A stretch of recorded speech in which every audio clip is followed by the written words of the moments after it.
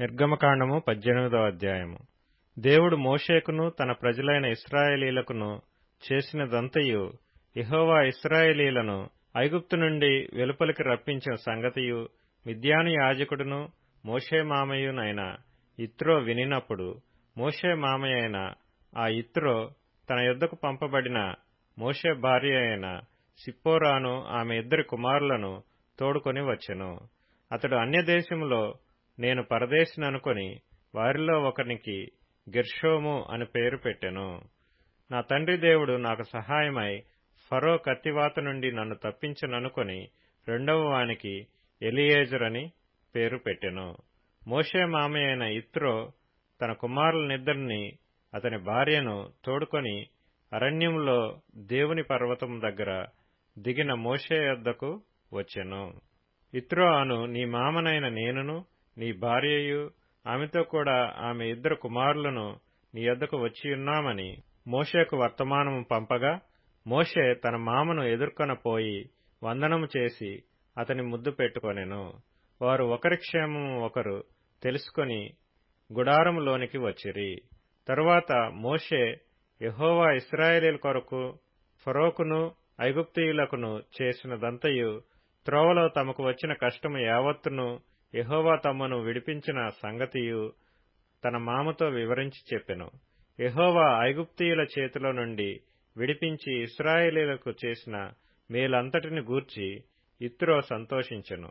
మరియు యిత్రో, ఐగుప్తీయుల చేతిలో నుండియు ఫరో చేతిలో నుండియు మిమ్మును విడిపించి ఐగుప్తీయుల చేతి క్రింద నుండి ఈ ప్రజలను విడిపించిన యెహోవా స్తుతింపబడునుగాక.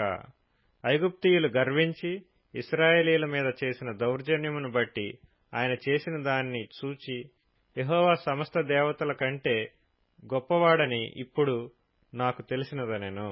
మరియు మోషే మామయ్యైన యిత్రో ఒక దహన బలులను దేవునికి అర్పింపగా, అహరోనును ఇశ్రాయేలీల పెద్దలందరూ మోషే మామతో దేవుని సన్నిధిని భోజనము చేయవచ్చిరి. మరునాడు మోషే ప్రజలకు న్యాయం తీర్చుటకు కూర్చుండగా, ఉదయం మొదలుకొని సాయంకాలం వరకు ప్రజలు మోషే వద్ద నిలిచియుండిరి. మోషే ప్రజలకు చేసినదంతయు అతని మామ చూచి, నీవు ఈ ప్రజలకు చేయుచున్న ఈ పని ఏమిటి? ఉదయం మొదలుకొని సాయంకాలం వరకు నీవు మాత్రం కూర్చుండగా ప్రజలందరూ నీ యొద్ద నిలిచియుండనేలా అని అడగగా, మోషే, దేవుని తీర్పు తెలుసుకొనుటకు ప్రజలు నా యొద్దకు వచ్చెదరు. వారికి వ్యాజ్యము ఏదైనను కలిగిన ఎడల నా యొద్దకు వచ్చెదరు. నేను వారి విషయము న్యాయము తీర్చి దేవుని కట్టడలను ఆయన ధర్మశాస్త్ర విధులను వారికి తెలుపుచున్నానని తన మామతో చెప్పెను. అందుకు మోషే మామ అతనితో, నీవు చేయుచున్న పని మంచిది కాదు. నీవును నీతోనున్న ఈ ప్రజలను నిశ్చయముగా నలిగిపోవుదురు. ఈ పని నీకు మిక్కిలి భారము. అది నీవు ఒక్కడవే చేయచాలవు. కాబట్టి నా మాట వినుము. నేను నీకొక ఆలోచన చెప్పెదను. దేవుడు నీకు తోడైయుండును. ప్రజల పక్షమున నీవు దేవుని సముఖమందు ఉండి వారి వ్యాజ్యములను దేవుని యొద్దకు తేవలెను. నీవు వారికి ఆయన కట్టడలను ధర్మశాస్త్ర విధులను బోధించి, వారు నడవవలసిన త్రోవను, వారు చేయవలసిన కార్యములను వారికి తెలుపవలెను.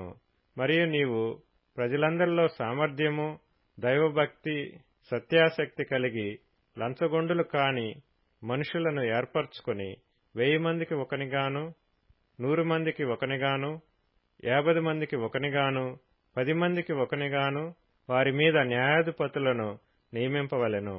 వారు ఎల్లప్పుడూ ప్రజలకు న్యాయము తీర్చవలెను. అయితే గొప్ప వ్యాజ్యములన్నిటినీ నీ యొద్దకు తేవలెను. ప్రతి అల్ప విషయమును వారే తీర్చవచ్చును.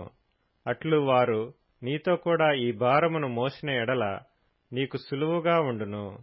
దేవుడు ఇలాగు చేయుటకు నీకు సెలవిచ్చిన ఎడల నీవు ఈ పని చేయుచు దాని భారమును సహింపగలవు.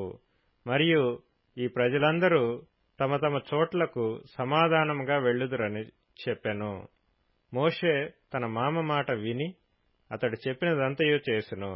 ఇశ్రాయేలీలందరిలో సామర్థ్యము గల మనుషులను ఏర్పరచుకొని 1000 మందికి ఒకనిగాను, 100 మందికి ఒకనిగాను, 50 మందికి ఒకనిగాను 10 మందికి ఒకనిగాను న్యాయాధిపతులను ఏర్పాటు చేసి వారిని ప్రజల మీద ప్రధానులుగా నియమించెను.